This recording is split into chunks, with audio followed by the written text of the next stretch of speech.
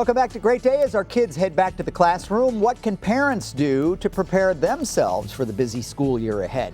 Developmental and behavioral pediatrician Dr. Tim Jordan, TJ around here, joins us now to explain. Dr. TJ to you. How are you? I'm great. This is an unusual year. Last year when we were starting school, we were looking ahead with no idea of what the school year would bring. This year we're looking ahead with no idea of what the school year really is going to bring. I mean, we don't know where this thing is headed again. Yeah. So talk to us about how we can prepare. Well, first of all, I think for your kids' sake, I would sit down with them. This is a perfect time, right? School starts in the next week or two. And I would ask your kids what their intentions are for their school year. Instead of us smashing our expectations about grades and things, I'd ask them, what are your intentions for your learning? What are your intentions for friendships this year? Your activities, any places you want to grow this year? I would ask them what their mindset is about what they want. And if they say, I want all A's, or I want to do this or that, I would say, well, why? Because you're trying to get your kids to do things for their reasons, not to please mommy and daddy, not disappoint us. I want your kids to start taking charge of their intentions, and if they're in charge of it, they'll put more energy into it. If they feel, it's like anything else, and you've told us this before, let them be part of the process, or at least let them feel like they're part of the process. Yeah. And that's kind of like what we're talking about, isn't it? I had a girl in my office yesterday. I asked her some questions about what her intentions were for like how she wanted to grow this year. She said, I have two really good friends, but we're in different classes this year. So my growth is I want to stretch myself and push myself to meet new people and create another friend group.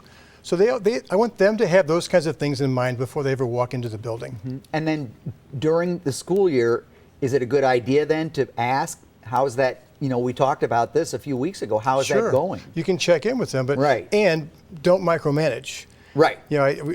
There's all these infinite campus kinds of things that websites that parents can get on where you can track your kids minute by minute, hour by hour, day by day, where you know everything that's going on. And if you see your kid has missed an assignment, it's hard not to jump in and micromanage. So I tell parents, don't even look at those things. Really? I would much rather they sit down with their son or daughter at the end of the week or every 2 weeks and say, show me what you've done. Show me your work. How are you doing? What are you enjoying? If there's a place where you're not doing so well, what's your plan? Do you need any support from mom and dad? I'd much rather you put the ball in their court in that kind of way. You're there, you're supporting, and you have a sense of, and you're staying on track with it, but you're not micromanaging each and every little moment of their lives. But that gives them the opportunity to say, I'm all caught up, and if you swear off of the infinite campus, you won't know that they're not. But a week later, you get a progress report, and then you can sit down and say, let's talk about your progress report. And then there's midterms, then there's the end of the first quarter. So you can check in with them, so you have a sense of what's going on, but you're not like in every little detail. You don't obsess on it. Yeah. You talk a lot about family meetings and the importance of those family meetings. And especially now, before you start jumping in and scheduling things.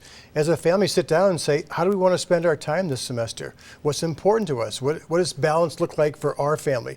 Before you add the second team and this activity, because if you don't, all of a sudden it's going to be October and you're rushing around. There's no time for family dinners. There's no free time or downtime. And people start complaining like, oh, we're so busy.